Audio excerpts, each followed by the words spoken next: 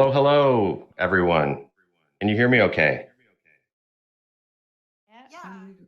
Yes. Wonderful.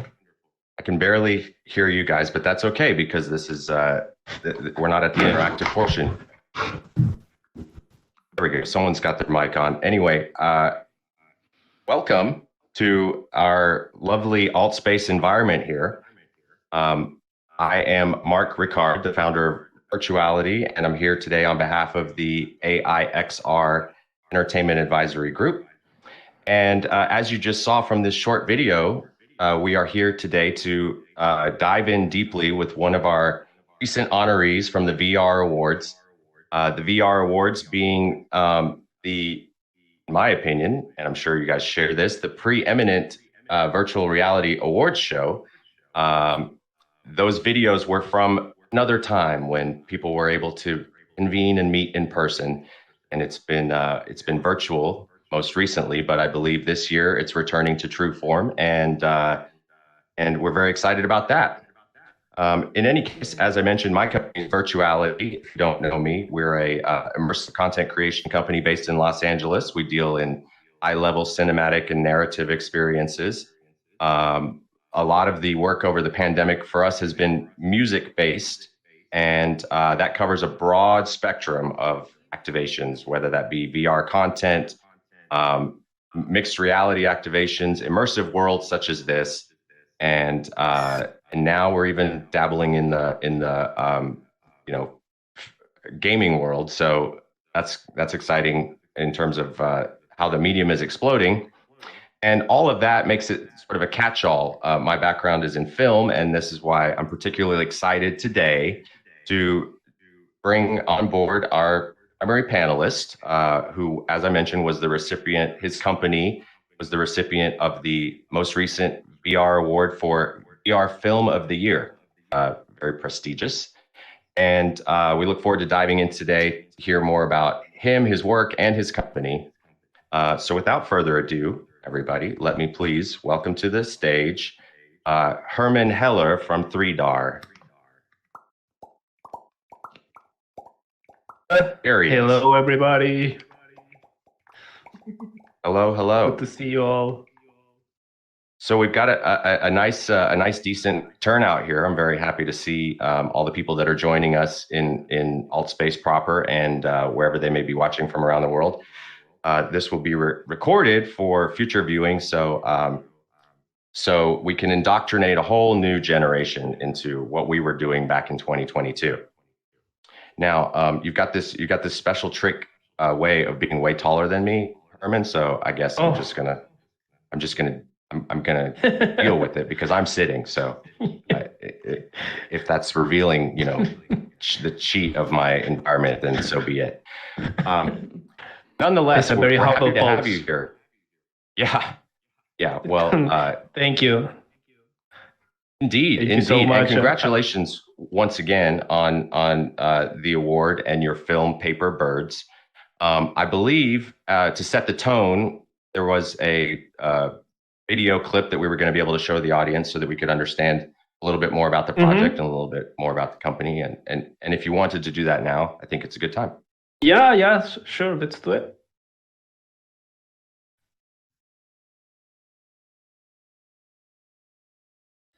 Maybe. You can get stuck in a place and not even realize it. If you're not careful, you can be stuck there forever.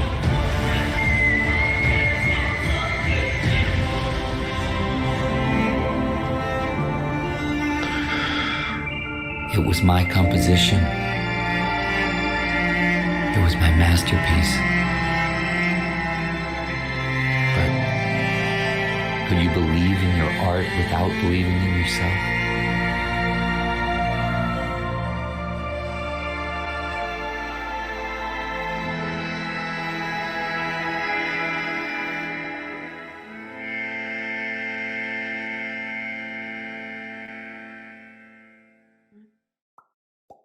Bravo. Get some of these emojis up. I love it.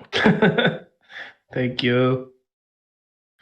Yeah, so clearly, okay, at this point, you guys are a bona fide cinematic narrative animation company relative to obviously this project, but this was clearly not the first barbecue for you guys, right? I mean, it's my understanding that 3DAR has been in business since 2004. Yeah, yeah. Yes, we're pretty old already. And this is I mean, over the years we were from time to time allocating space, time and money to do original projects and really come up with something that we wanted to do in opposition to clients' work that is very welcome, and we do a lot of it and we learn so much. But yeah, every couple of years we just create something.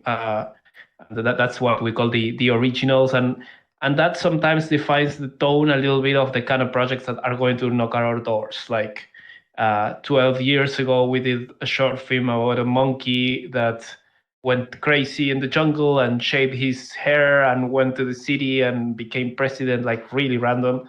We were kind of bored of doing electronics commercials, and then like we came up with this really random idea, and it was a great success. And the next year we were doing tons of commercials about monkeys. Like, I mean, we did like 5 commercials. Like, how crazy is that, you know? So what I was trying, my point was, this is maybe the latest thing we released, so it's defining the tone a little bit of who we are today. At the same time, it's like, even the monkey, at some point we were really tired of being associated with, and I remember back in the day we did a little funeral in our backyard at the office to bury the monkey and open for something new. So it's I don't know, it's just a phase, I think. Sure. The funeral was great. We have pictures, and we dug a hole with a little like monkey little toy, and then we buried it, and we did like a little meditation. It was funny, like interesting. Yes, it sounds cathartic. Nonetheless, I'm slightly disappointed because I was waiting for the next animation to be something that came full circle and featured a monkey in the starring role. I guess we're going to have to No. wait for that. Yeah, no. In any event, it's sort of an interesting parlay into the genesis story of 3DAR, you being the CEO and the founding member of the company, and you guys are based in Buenos Aires as your Buenos Aires, home. yeah. Yes. Yeah. And I can tell you a little bit of. No, sorry, just go ahead and speak. No, that's. I mean, you're probably picking up on where I'm heading with this. I mean, I think inherently one doesn't perceive on the global map, Buenos Aires being a hub necessarily for cinematic narrative storytelling type content, or even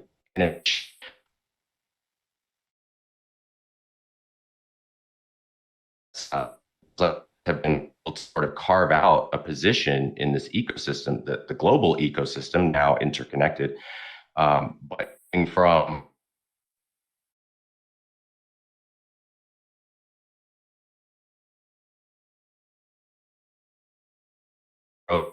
look like in as brief way as you can tell about 17 years or whatever of how you get from being a branded agency in Buenos Aires to being a bona fide ER content creation company. All right. So yeah, 17 years is a lot. And when we started, we were doing just 3D and really not knowing what we're doing. And I started the company, and I named myself CEO because it sounded important, but I didn't really know what it meant or what I was supposed to do. But I really want to have a friends and working projects with technology and kind of like this. I mean, it was more like, it felt like high school in a way. I didn't have a really great time in high school, so I feel like I wanted to read my high school with my own company or something. So we were young when I started. I was 22.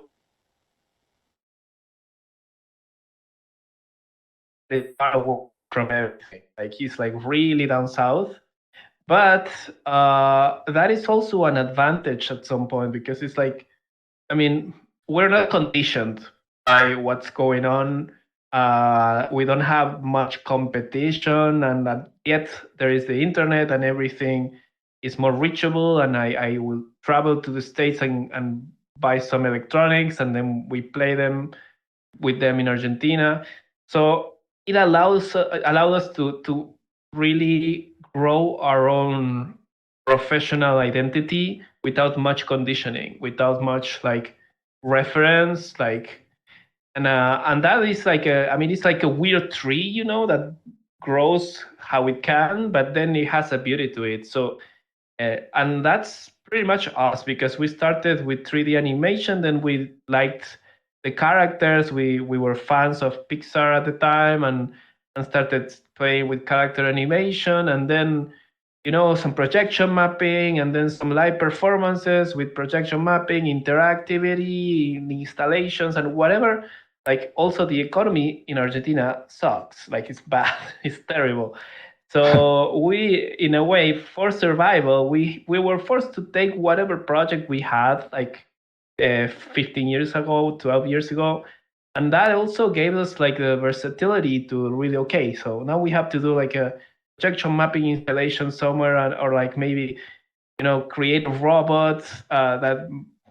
I mean, it was really like versatile, and at some point when VR comes into play, it's like, okay, we have to play with this. This is like everything in a single thing. Like actually, if you're creating a VR, you're literally God. You can do whatever you want with the other person's reality. I mean, whatever like this humble processor that I have in my face right now can handle, which is not that much, but yet you can do much. And so virtual reality was a really great playground for us for just like using a little bit of everything we were playing for a decade, and then put it combined. So that's interesting. Because, so you said it was probably a decade of your companies already operating before you were exposed to virtual reality, or did it what was the tug in that direction versus traditional 3D animation on a 2D deliverable? Yeah, I mean, we were feeling that VR was coming even before. Like, if you actually know us for a little while, I mean, there is a short film we did in 2015, like that we released in 2015 before I put a headset on, or about the time that I was playing with the first developer kit from Oculus. I was all about VR, and it was a very dystopian short film that was narrating how everybody became an addict to VR, completely dependent on the metaverse, and we were used by companies to play games for money. And I mean, very dystopian and really robots.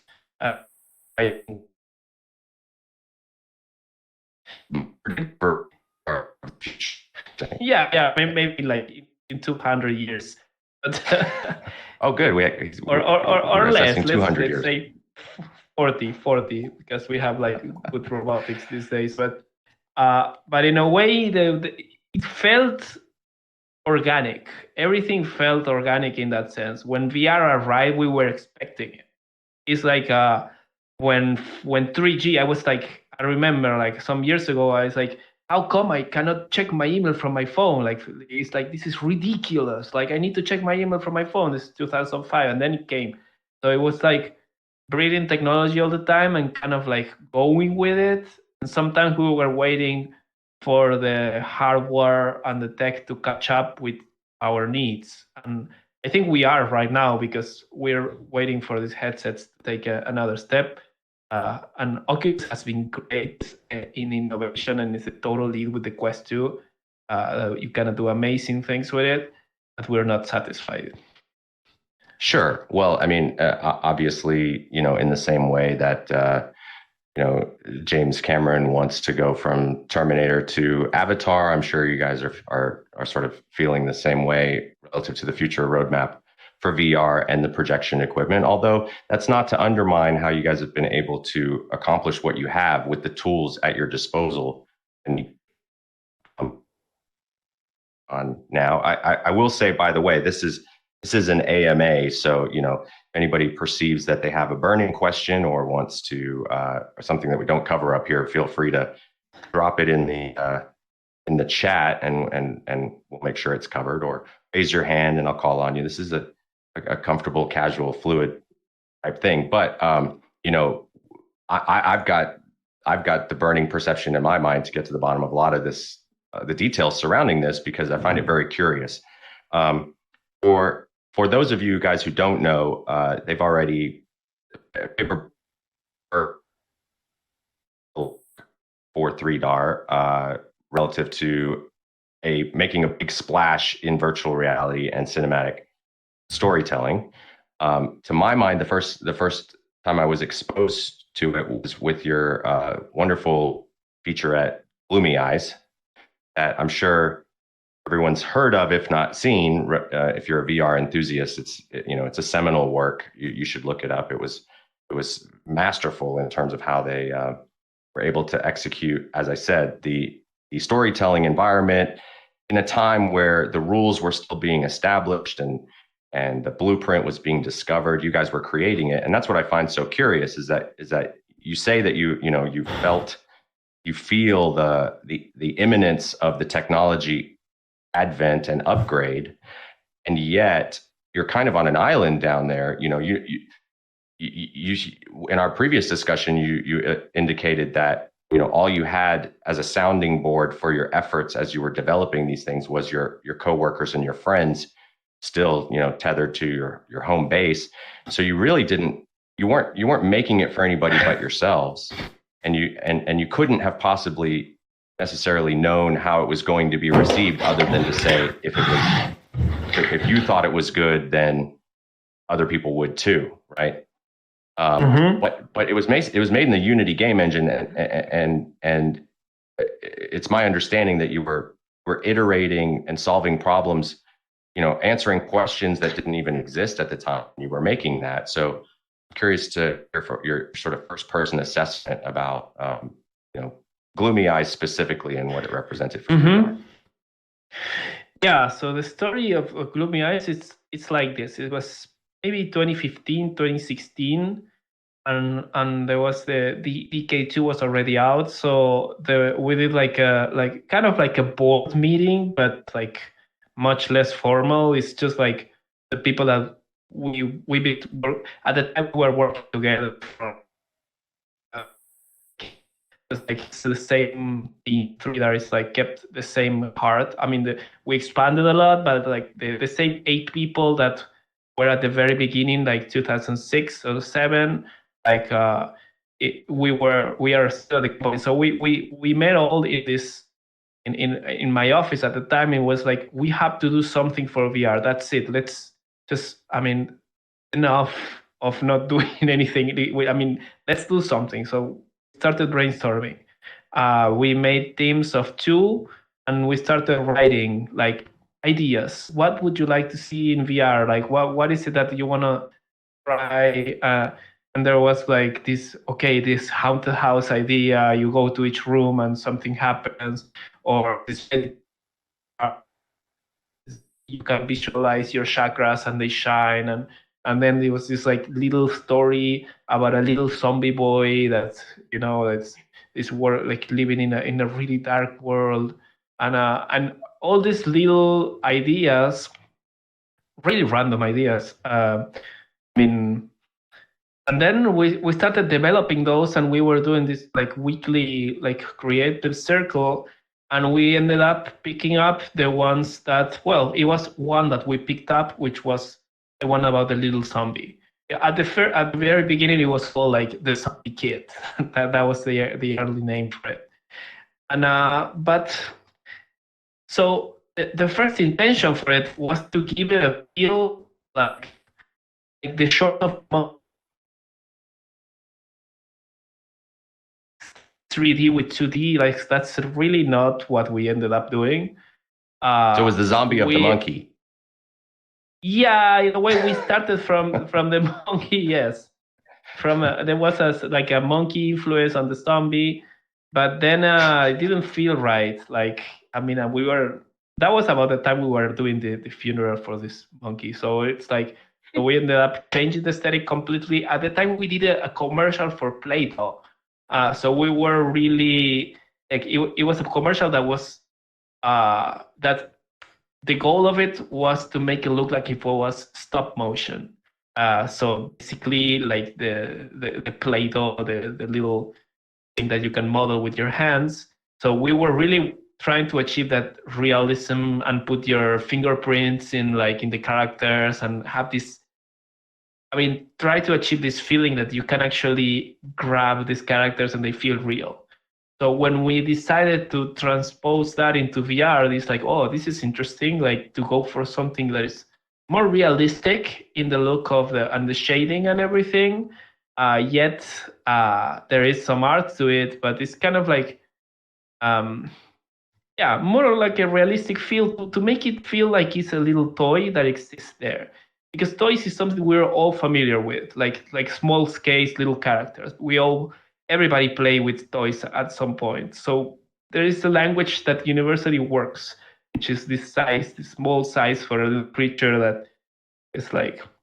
So that was then was like, okay, let's do a little tiny prototype, and then we designed the character, and the character was there with a little dog and was working next to the railroad, and we were working months on this little scene to get the right feel, to get the right, the essence of the project. And once we have the main character figured out, then the whole story started to come to life. Like this is something that happens a lot. The way we're very visual people at 3R, so it's like sometimes we design the main character, and this is the character that's going to tell us his story. So that happened with Gloomy Eyes. That happened with Paperverse too. Like we had this clear idea. Okay, this little fat boy that plays the bandoneon and is really grumpy, and he doesn't want to be bothered, and and then all of a sudden, like he starts telling you what happened to him.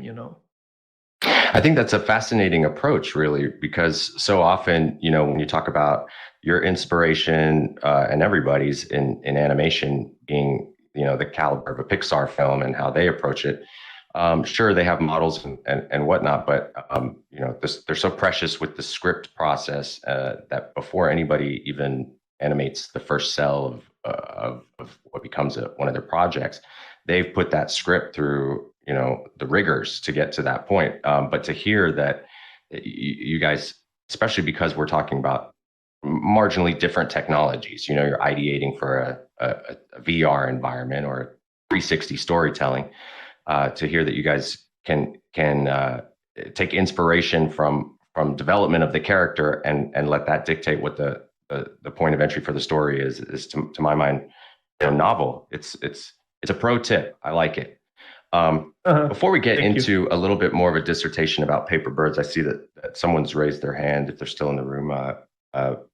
Our guy Nate has a question for you. Let me put your mic on, Nate. Up.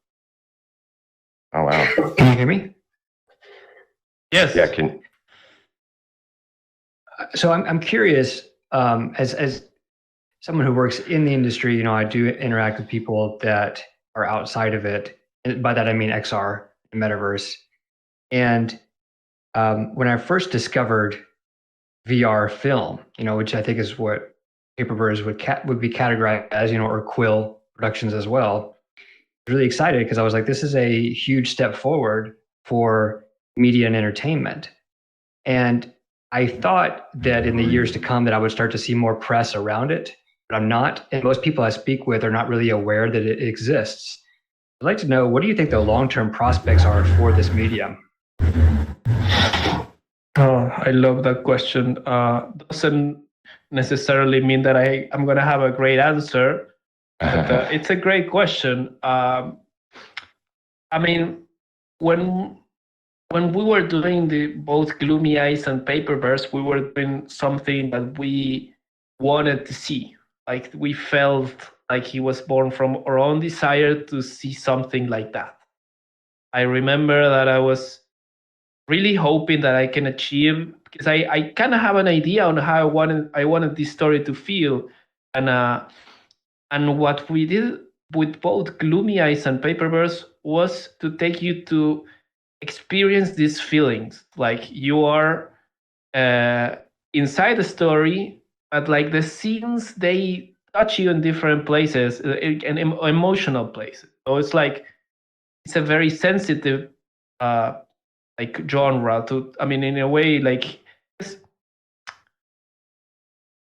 how to say it, like this is a movie that you see by yourself, because you cover your eyes, you cover your ears, you go into a journey, and that is more of like an experience, you know. It's like it's something that it's actually nice that you can be all available to really feel what's coming with this experience. My impression is that this is going to have its own home. It's like it's not going to be part of a theme park or part of the arcades.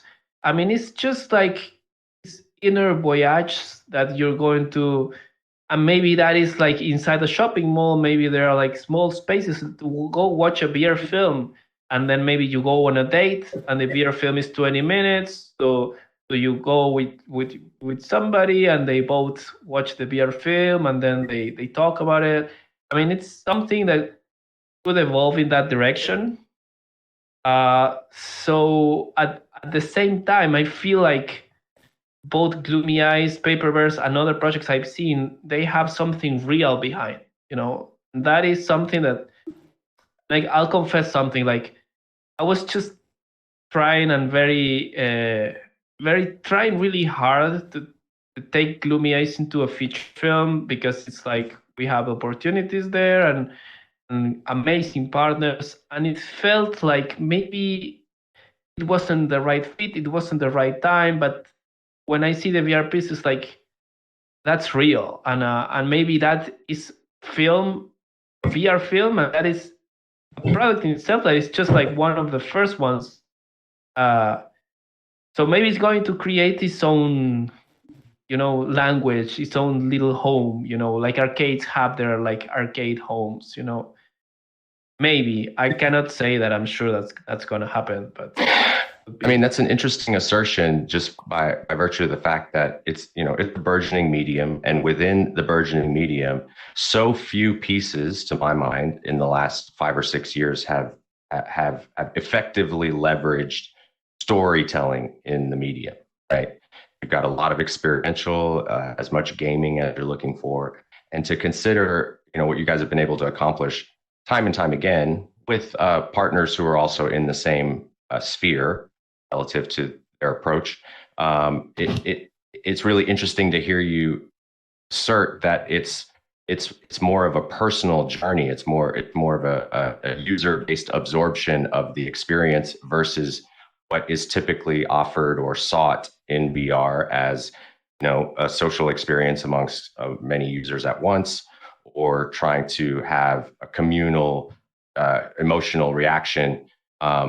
You guys have sort of turned that on its ear, and to my mind, one of the key components of that, and the reason that it feels so intimate in space, is that I think you were also one of the first efforts to effectively leverage sound design, and you know, that adding to the immersion of the feel of the piece and the intimacy of it.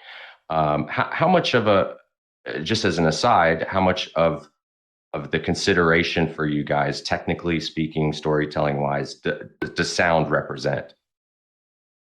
60%. Like, I think, I mean, and when I say sound, I'm saying music, like, above all, especially for Paperbirds, also Gloomy Eyes, but like there is it's almost like the visuals are like giving you context, so you can let yourself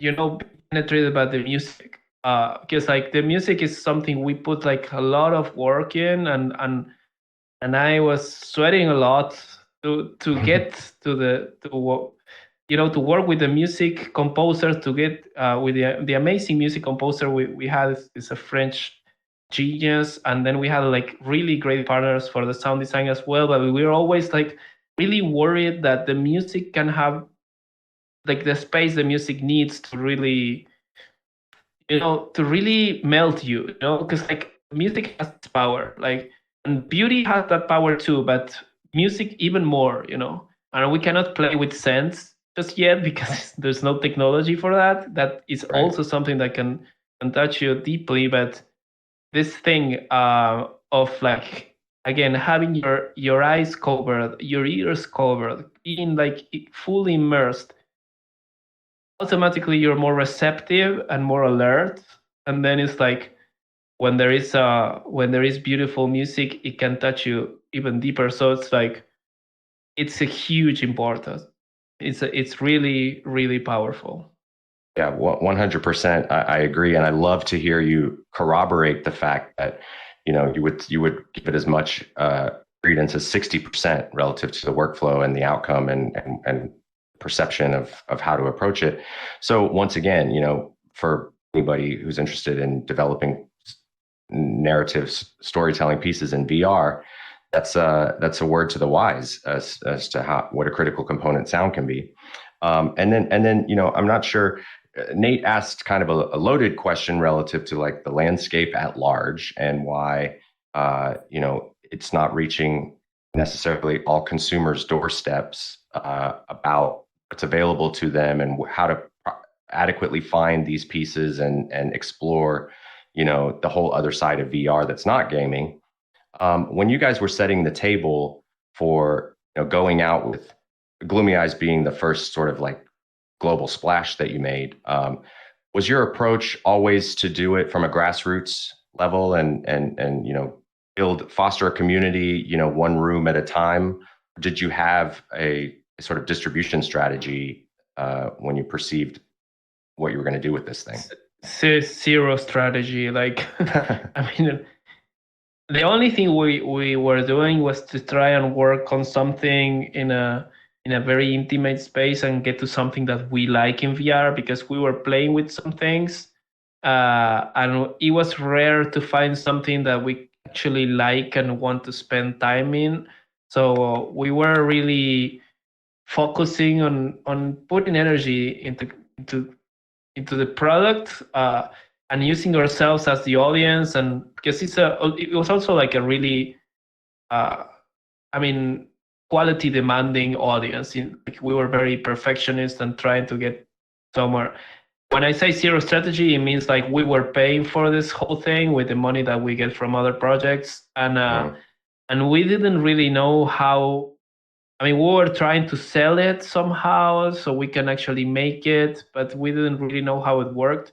We won a little bit of an award in Buenos Aires with a prototype that led us to travel to France, to Paris, to a festival there.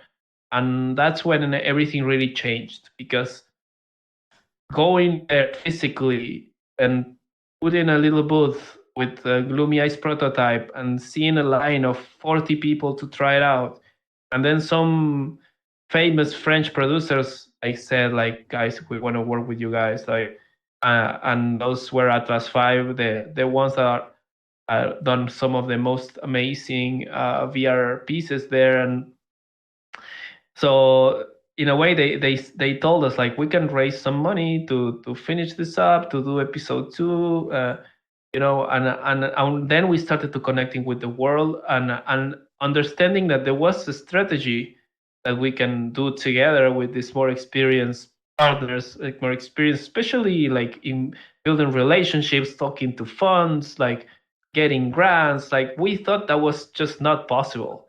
We were only thinking like as a source of like investment to go to Silicon Valley or somewhere like and do Series A, like, but we didn't want to sell the company. Like, anyways, like we didn't really know much about that world, and that changed it because we had the funding to do something. Yeah, that's interesting. I think you guys, the case can be made that you guys were instrumental in creating a pipeline for distribution of certainly narrative content in the VR landscape, or high level experiential. It was an inspiration for me relative to see that you could distribute ubiquitously and monetize a single piece of content in that way, not necessarily because you thought it was going to take over the world or make you guys rich, but at a minimum recoup the time and effort in what why you began, and afford you the opportunity to get on to the next one too. So it's a key consideration, because I think in a lot of the journey that you're describing, business has evolved in real time to accommodate what you guys are undertaking, not necessarily because you guys were undertaking it. And so that's exciting about the organic growth. And I do want to get into a little bit more detail about Paperbird specifically, because of course that's the film that was the VR Film of the Year award winner. And just before that, I also want to acknowledge that there's some people who have been raising their hand, so to speak, for a little while and have I love to answer questions. I'll kick it out to the audience once again. I see we've got William here who has a question. William, do you want to go hot with your mic? Yeah, thank you. I was gonna say something you said that had caught my attention was you wanted or thought that VR media would at some point take like its own home, and kind of reference that to arcade games. And that kind of made me think about the development for those games and like what people think, like have in mind for stuff like that, because it's different than audience is different. Like it's not a regular video game. There's different considerations to take. Then you had went to talking about the sound thing and how that was a more involved process, just kind of how it was used. My question to you, I guess, is like, were there any hurdles in like that type of collaboration and explaining like how important stuff like that was and a different way it was going to be used? Because as far as you guys, like video and stuff and sound is like a very different component when it comes to VR. So obviously a lot of different methodologies and stuff that come with trying to bring that experience to life. So interested to see what your thought process was for that. So for sound design particularly, right? Yep. Well, also the correlation between gaming, because you're using ostensibly game building equipment to tell these stories. So that's also unique. Yeah. So to be truly honest, like it wasn't about getting the spatialization right. It wasn't about getting any kind of like VR depth super effect. It was more about getting the right feel for the sound, same as it was for a movie. Only that, since you're in VR, you're paying much more attention. So it was with a very high level of perfectionism. It's like, no, the wind should be a little loud. No, don't cross don't invade the music. Leave space for the music. Just put the dialogue a little loud. Like the mix was crazy, and it was like, no, but that phrase has to come at the same time that we see the moon, and no, this is like a half a second before. So it was because of the nature of Paperbirds, which was very like a kind of choreographed, in a sense that you see something, then you open like another scene, and then there is an action that happens. So the music had to go with a certain pace, and the sound design had to go with a certain pace, and everything had to match really precisely, and again, I feel like this doesn't have much to do with the VR space in the technical, that the VR technology in the sense that it's not because of the spatialization. It's because we wanted the sound to be perfect, because you're really listening to what's going on. You're really being touched with this, because you have the headphones, because you're like really immersed. So we cannot go too high. We cannot go late. And that's the way we work for this project. And I was just talking to the sound design guys, because we're gonna translate Paperbirds to a couple of other languages, and I was just reaching out to them. It's like, hope you're not traumatized still because of working with us, and just like we were really paying attention to detail, to obsessive level, and but I'm glad we did, because like I think it's necessary to really like time things to the frame, even if it's VR, to the frame. Like, this is a frame after. Like this. I mean, this lightning bolt doesn't sound like it, and it was like that. Well, I'm glad you did, because it reflects in the work, and for anybody who hasn't had a chance to see Gloomy Eyes or experience it in their in headset, go find it. It's search it and you'll see that it's available largely everywhere. Everywhere experiences are sold. But I think the sound design it is once again sort of emblematic of a turning a page in the industry in general, and really announcing that you can bring traditional cinematic techniques into a headset and activate them in arguably a more meaningful way, which is one of the drivers for me ever having sort of moved over my attention from traditional filmmaking into XR in the first place. And so, had the big success with Gloomy Eyes, you win a lot of awards from various festivals. You develop a distribution pipeline, as we've talked about, that suits the continued growth and proliferation of that project. And then you're left with, a blank whiteboard, and, what's going to be the successor to the hit project. And as you mentioned already, you had some character ideas and a direction that you wanted to go. But what I found most noteworthy in the difference between Gloomy Eyes and Paperbirds, irrespective of the different look, feel, character, story, etc., was the integration of interactivity for the user, the viewer. That is also something that from my experience, when people see a story told in VR, especially younger people, they're like, great, but now how can I dictate the outcome or interact with it or get involved, et cetera, et cetera.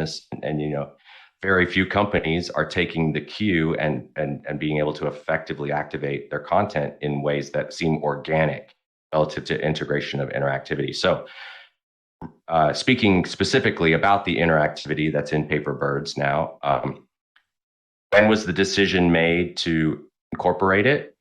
What was the process like to explore how to do it effectively? And how much of the story was actually catered to the idea that you needed interactivity? Cool. So it's a funny story, because it was actually I was at the Oculus Connect in 2019, or 2018. I think I don't know. I don't remember, but it was the Oculus Connect where they announced the hand tracking, and they announced it, and maybe 10 seconds later, it's like, this is going to go to Paperbirds. I was writing it at the time. I think it was 2018, and it was, and I pitched it to Baobab Studios, like this idea, like on the same day, and I pitched it with the hand tracking, and I found out that day that the hand tracking was going to exist. The moment that I heard it, it's like I already felt like how that was enabling us to put interactivity in a piece that is not supposed to feel like a game, because Paperbirds is not a game. It's a, when you're playing a game, you're active. You're like you're trying to do things right. You're like nervous that you might die or you might go like it's a very active and adrenaline, or like even if it's a puzzle game, you're just like thinking, you're active, like you're. But when you're watching a movie, when you're watching a movie that goes to an emotional place, you're really receptive, you're really passive, and you're loose, And so if you're holding a trigger in your hand, like this is really going against this like receptive mood that we wanted to use. That's why we didn't put any interactivity in Gloomy Eyes, because it was a very long discussion. And every investor was like, okay, yes, we like the concept, but we want interactivity. It's like, but no. And then we missed some opportunities because of that. Like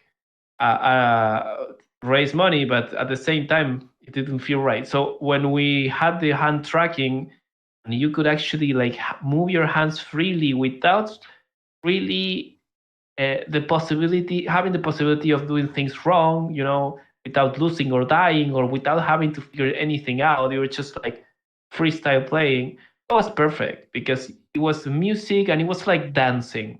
When you're dancing and you're just following the music, the music takes the lead.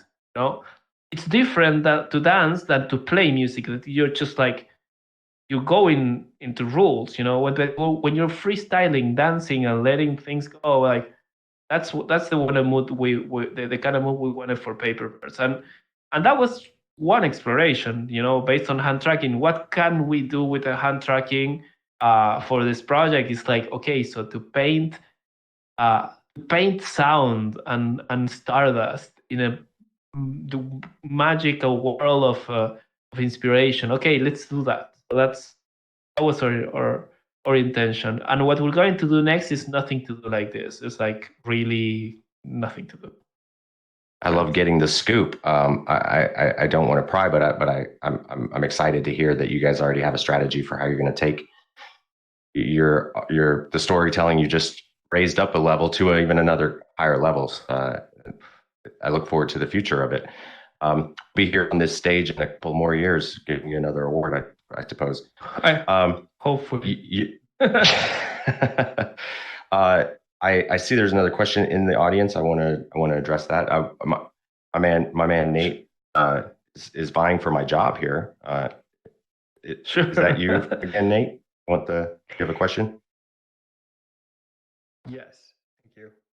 So I wanted to ask about the business and marketing side for Paperbirds, and specifically the decision to release it in 2 parts. I remember I got it on the day that it came out, and there was part 1. So I watched that part, and I was really excited and waiting for part 2 to come out. When I saw, part 2 was out, immediately downloaded that. I think it was a DLC or an update, and then I watched it. I'm kind of curious, how many of your users that participated in part 1 went ahead and watched part 2? And was that, like, knowing about that strategy for business and marketing, would you do something like that again? So I didn't want to release part 1. I wanted to release the whole thing all together. That was my intention as a writer and director. But our partners, or wonderful partners that funded everything, which is incredible. Like Meta came and it's like, okay, what do you want to do? And I had like the whole script, and then it changed a lot, and then they put an amazing producer to work with us. It was really a good process. That I was expecting, okay, Facebook, they're gonna crush my project and I'm gonna do something. It was really respectful with everything, but they had some corporate demands. They wanted to launch something in 2020, and it was like, okay, I understand they need the content soon, so okay, we can split it into 2 parts. And that's the only reason for which we have this part 1. I don't think watching part 1 and part 2 is the way to go. I think it's a single thing. What was also like a good thing was that we got some feedback out of part 1 that helped us do part 2. So it was a good thing in that sense. But in another way, like, we went to many festivals with part 1, which was like a not so finished product, so we couldn't really go with part 2 the next year. That was a bummer. But we decided to give part 2 for free because we felt like we were falling a little short with part 1 alone. It's like, okay, a 15-minute piece, you get going all the way, and I was more worried about giving something to the audience that maybe making an extra buck, because like it wasn't going to be a world of a difference anyways. It's more like, okay, we're trying to create value here in VR, and we work for that. So it's like, if you pay for part 1 and you were a little disappointed because it was too short, you have part 2 for free. We're not gonna ask you to spend another, even if it's $5, but to get something for free is so rare. Like and it felt right. It felt like, okay, you supported us in the first place, so now it's like we're giving you something back. That's great. And so have you seen sort of anybody that participated in the purchase and download and viewing of part one? Have you seen a The high thing, conversion rate? I don't have those statistics particularly, because it was an update. Sure. So since it Right. was an update, it was the same thing. So it's like, it's not that what I see is that many reviews that came like, this was too short, then they updated the review and it's like, oh, I get it now, or thank you. Like, there was a lot of appreciation from the review sides, but that's really the only information we got. And Gotcha. Yeah, well, that's it's ironic because 2 or 3 years ago they were telling us that 15 minutes was too long to stay in a headset at Totally. all, much less it be too short. So I love that you guys have been instrumental in that, as has social VR and this type of thing. Look at us all. We've made it. 50 plus minutes. I'm so proud. Speaking of which, we are kind of in the home stretch here. Gonna wind things down. Even though I think I speak for everybody, where we could listen to you all day on a lot of these different topics, and the voluminous catalog that you guys represent with your company. But just shifting the POV to the future, but you mentioned next big project is, and I know you guys are a company of dozens of people that has a global pipeline. But what are some of your short-term goals and the things you want to iterate and effectuate in the coming months and years? Totally.